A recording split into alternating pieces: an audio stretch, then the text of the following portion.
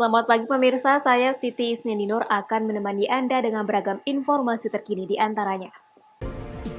Bupati Simalungun bahas percepatan penanganan COVID-19 kepada Pangulu. BNN Pematang Siantar ringkus 4 pelaku narkoba.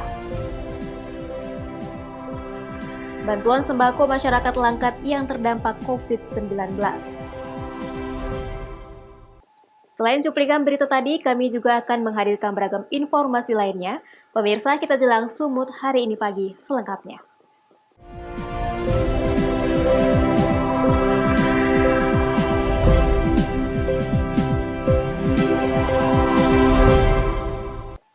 Pemirsa, Bupati Simalungun JR Saragih lakukan rapat terbatas dengan para pangulu sekecamatan Tanah Jawa untuk membahas penyaluran sembako dengan tepat sasaran dalam percepatan penanganan COVID-19 di Kabupaten Simalungun.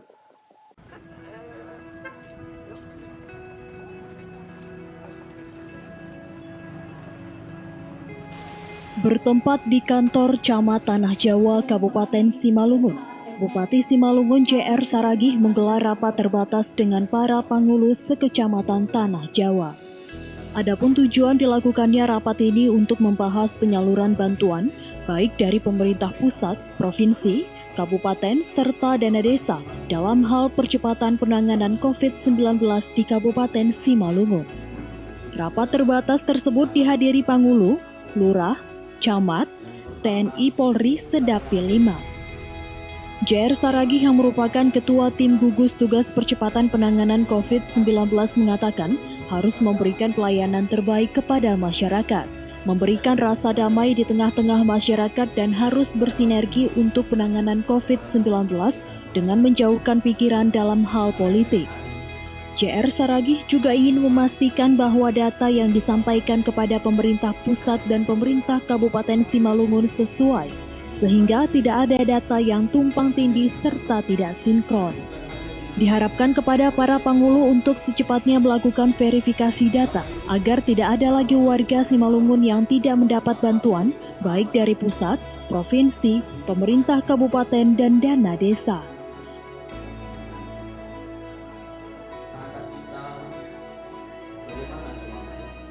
Baik, seluruh kepala desa di Kabupaten Simalungun ini semua bertemu dengan kita.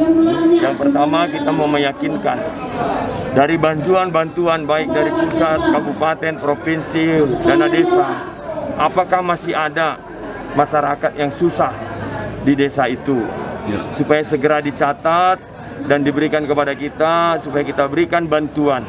Bantuan yang diminta sekarang ini adalah sembako. Jadi kita akan segera berikan bantuan sembako itu kepada masyarakat, khususnya masyarakat yang belum dapat, yang sudah disalurkan kemarin dari kementerian, baik kabupaten. Jadi ini kita mau coba.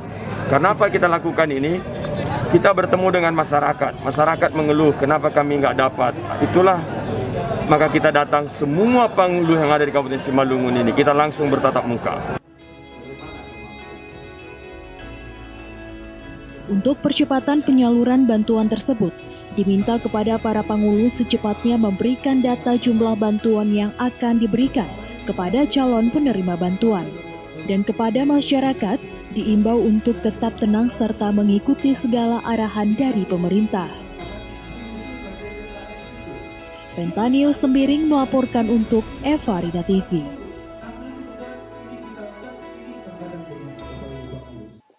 Peduli terhadap pandemi COVID-19, Dewan Perwakilan Daerah Persatuan Perawat Nasional Indonesia Kabupaten Simalungun berikan bantuan ke rumah sakit, perdagangan, dan warga.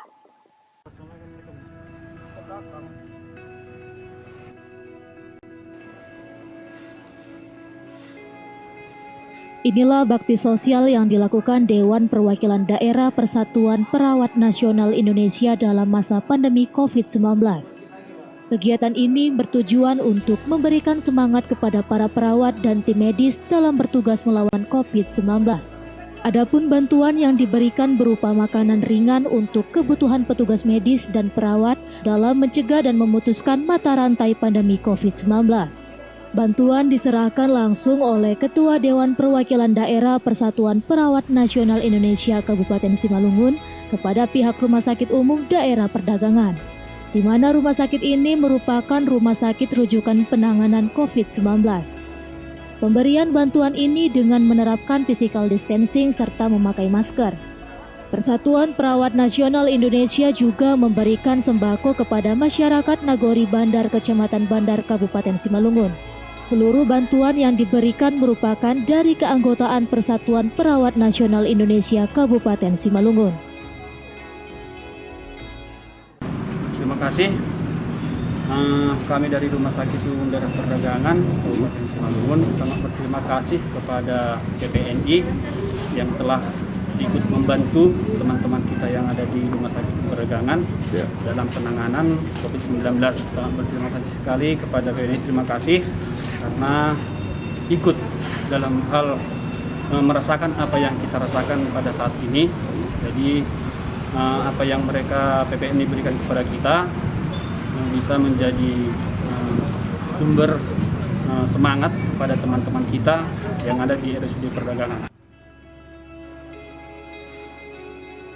Humas Rumah Sakit Umum Daerah Perdagangan dalam hal ini mengungkapkan terima kasih kepada organisasi Persatuan Perawat Nasional Indonesia yang turut serta memberikan semangat moral maupun material kepada para tim medis dalam memutus mata rantai COVID-19.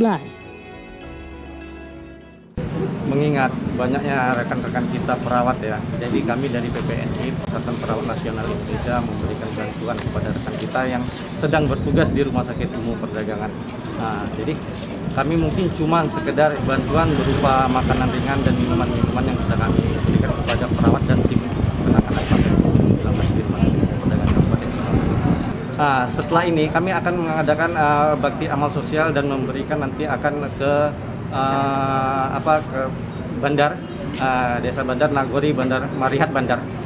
Kami akan memberikan sembako untuk warga yang terdampak COVID-19 di sana.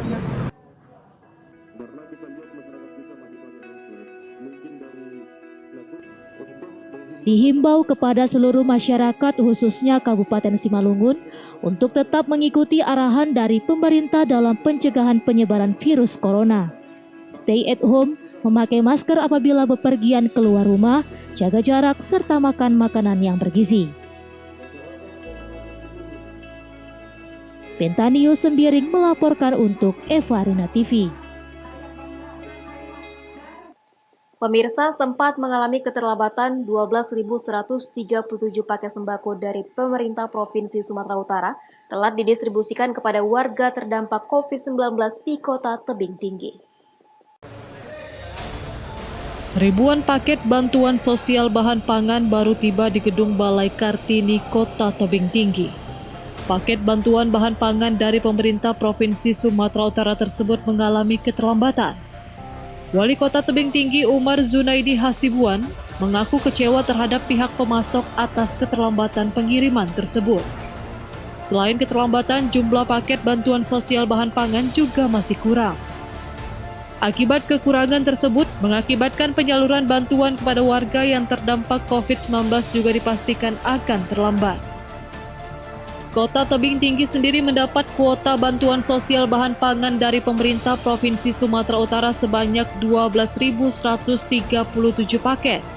Bantuan tersebut terdiri dari 10 kg beras, 2 kg gula pasir, 2 liter minyak goreng, dan 20 bungkus mie instan dengan nilai Rp225.000 per paketnya. Hari ini saja pun kita kecewa karena dijanjikan dari hari Jumat, baru hari Selasa ini barang ini masuk dan tidak lengkap. Itu perlu penjelasan. Tapi KTP tadi beda. Jadi Pak, ini kalau dari pemerintah kota sendiri Pak, sanggup nggak ini nanti Pak mendistribusikannya sebelum Idul Fitri Pak? Kita upayakan semaksimal kita bisa, tapi kita mengharapkan 5 hari ini baru bisa selesai semua didistribusikan. Pak, maaf Pak, andai kata ini yang terjadi, Pak, dengan keterlambatan ini, tentu kan ada social distancing. Apa ini nggak merupakan sebuah paket dari ini kita kirim, ini makanya untuk menghilangkan social distancing tadi, barang ini dikirim ke kelurahan dan dari kelurahan diantar kepada masyarakat Marame. Jadi itu makanya kita butuh 5 hari. Bukan disuruh panggil orang kumpul rame-rame, tidak seperti itu. Ini diantarkan, Bu. Ini kita antarkan langsung kepada masyarakat. Rencananya pembagian paket bantuan sosial bahan pangan tersebut akan disalurkan ke rumah-rumah untuk mengantisipasi terjadinya kerumunan massa. Alex Garingging melaporkan untuk Eva Arena TV. BNN Pematang Siantar ringkus 4 pelaku narkoba. Beritanya akan hadir sesaat lagi.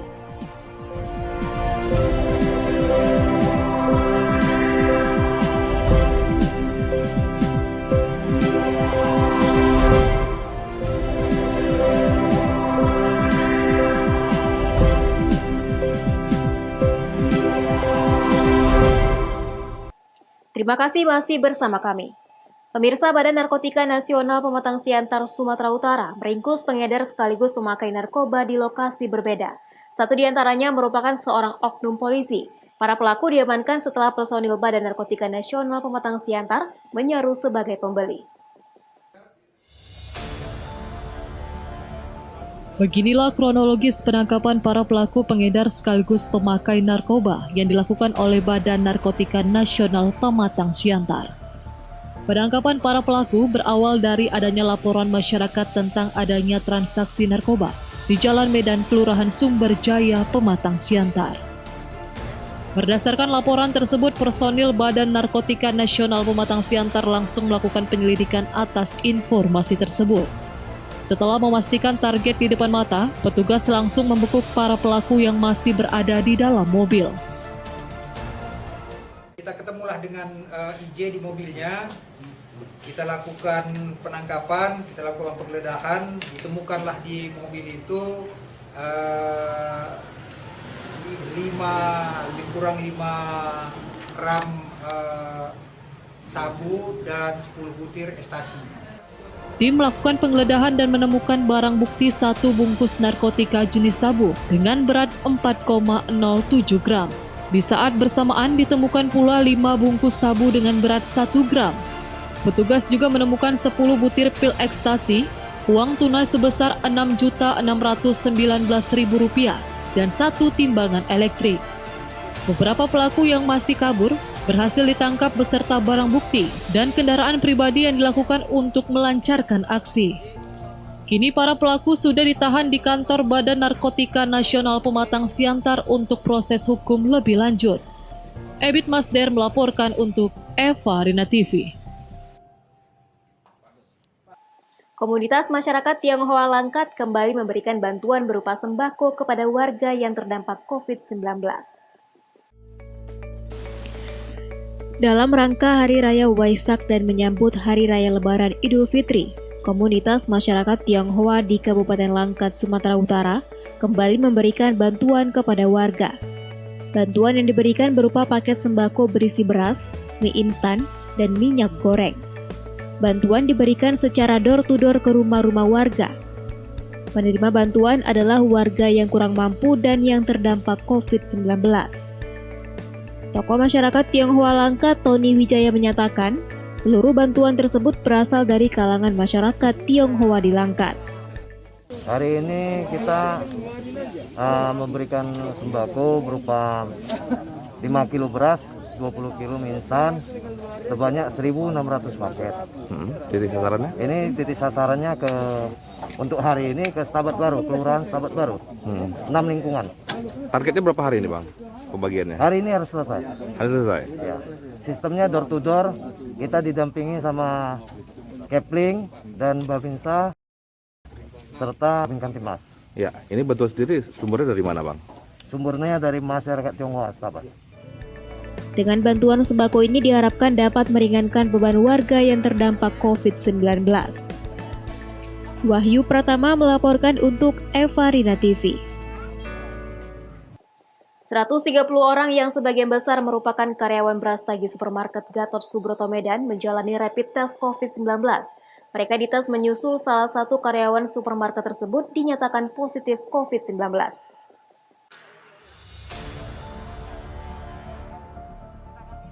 Seluruh karyawan Brastagi Supermarket di Jalan Gatot Subroto Medan menjalani rapid test, menyusul salah satu karyawan dinyatakan positif COVID-19. karyawan yang merupakan kasir tersebut diketahui positif COVID-19 berdasarkan swab tes yang dilakukan oleh Puskesmas Ranting Kecamatan Medan Petisa pada 15 Mei kemarin.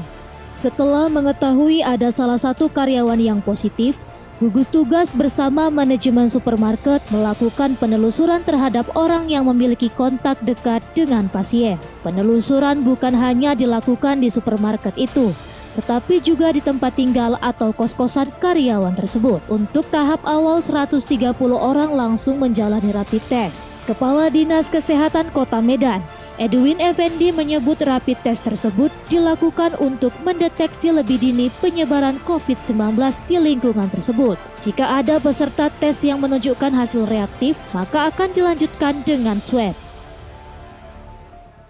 Ini kan ada kasus ya, kasus yang dari ada keluhan awal ya, dilakukan pemeriksaan ya, kemudian dilakukan pemeriksaan swab ya, penagaan COVID positif itu dengan pemeriksaan swab ya. Jadi ada yang COVID positif dari hasil pemeriksaan swab. Atas dasar itu ya, itu kan sebagai COVID positif ya. Kita harus melakukan tracing, melacak semua kawan-kawannya ya yang berhubungan, yang kontak erat dengan kasus positif tadi ya. Nah, itu sedang kita lakukan sekarang. Meski seluruh karyawan menjalani rapid test, supermarket tersebut tetap beroperasi. Karyawan yang selesai tes langsung bekerja. Daniel Pekuali melaporkan untuk Eva Rina TV. Pemirsa, Sumut hari ini akan kembali dengan informasi menarik lainnya. Tetaplah bersama kami.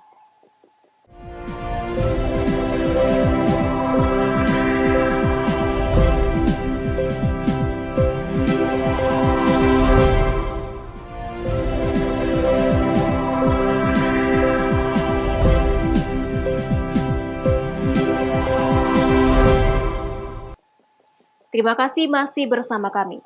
Pemirsa, menyambut Hari Raya Idul Fitri 1441 Hijriah, Majelis Ulama Indonesia Provinsi Sumatera Utara membolehkan umat muslim menyelenggarakan sholat Id di sejumlah masjid dan lapangan, namun tetap menerapkan protokol kesehatan. Melalui fatwa Majelis Ulama Provinsi Sumatera Utara mengatakan bahwa umat muslim di Sumatera Utara diperbolehkan untuk melakukan sholat Idul Fitri di sejumlah masjid, meski masih dalam masa pandemi COVID-19. Ketua Majelis Ulama Sumatera Utara, Profesor Dr. Haji Abdullah Syah, menjelaskan sholat Idul Fitri akan dilakukan seperti biasanya, karena melihat kondisi di Sumatera Utara tidak begitu mengkhawatirkan akan penyebaran pandemi COVID-19. Walaupun sholat Idul Fitri diperbolehkan, masyarakat tetap diimbau untuk menerapkan protokol kesehatan dengan menggunakan masker dan mencuci tangan.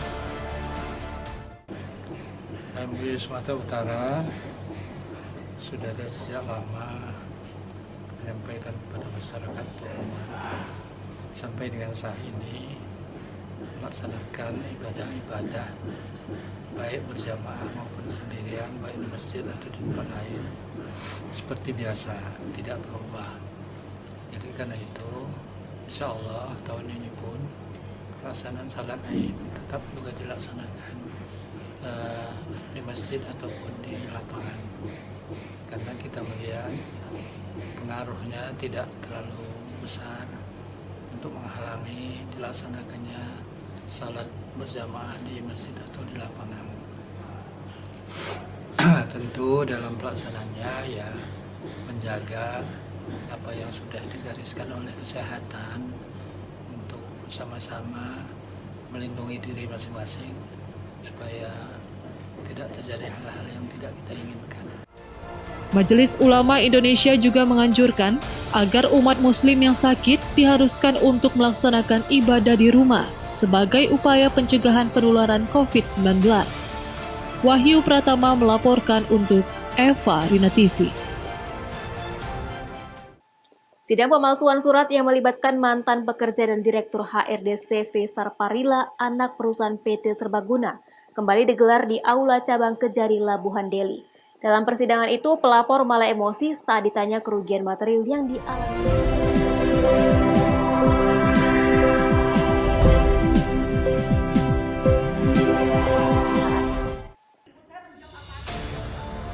Kasus dugaan pemalsuan surat perusahaan yang menjerat 2 karyawan PT Serbaguna yakni Dewi Sartika dan Marjoko digelar dengan cara daring di Aula Cabang Kejaksaan Negeri Labuhan Deli, Medan, Sumatera Utara. Agenda persidangan mendengarkan keterangan saksi terdakwa Dewi Sartika dan pembacaan pledoi untuk terdakwa Marjoko. Pelapor yang merupakan pimpinan PT Serbaguna malah emosi saat kuasa hukum terdakwa bertanya kerugian yang dialami perusahaan yang tidak bisa dijelaskan oleh pelapor. Dalam persidangan ini, saksi dari Dinas Tenaga Kerja Deli Serdang dihadirkan untuk memberikan keterangan terkait pemalsuan surat kerja yang dikeluarkan Marjoko dari berkas pribadi untuk Dewi Sartika dalam pengurusan uang pesangon. Kabid Hubungan Industri Disnaker Deli Serdang mengatakan, PT Serbaguna selaku pemberi kerja tidak melaporkan kegiatan dan pekerjaan perusahaan pihak ketiga yakni CP Sarparilla kepada Disnaker, sehingga perjanjian kontrak kerja dengan para karyawan belum terdata di Disnaker Deli Serdang. Si PT Serbaguna sebagai pemberi kerja itu seharusnya itu kan harus melaporkan apa kegiatan-kegiatan dan pekerjaan yang dia mau berikan kepada pihak ketiga. Jadi ketika orang melapor ke kami kan tidak tahu masalah hubungan kerja mereka awalnya kan. Maka kami panggillah kedua belah pihak itu. Kenapa? Karena si Dewi Sartika itu menganggap dia berada di lingkungan PT Serbaguna. Walaupun secara administrasi ternyata dia itu adalah karyawan Saparilla. Tapi kalaupun itu terjadi, seharusnya PT Serbaguna ini harus melaporkan ke Disnaker. Ini pekerjaan-pekerjaan kami yang mau kami berikan kepada pihak ketiga. Nah, lalu nanti Disnaker akan mengeluarkan bukti pencatatan. Nah, setelah dia melapor ke kami keluar bukti pencatatan, maka si pihak ketiga, si vendor PT Saparilla itu harusnya mendaftarkan perjanjian kerjasama dengan PT Serbaguna kepada kami. Nah, disitulah kami akan cek apakah memang itu bisa di-outsourcingkan apa tidak.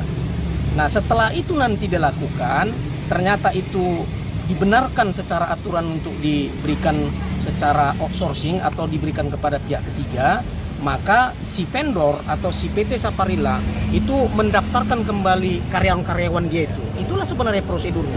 Dan ini tidak dilakukan oleh PT Serbaguna.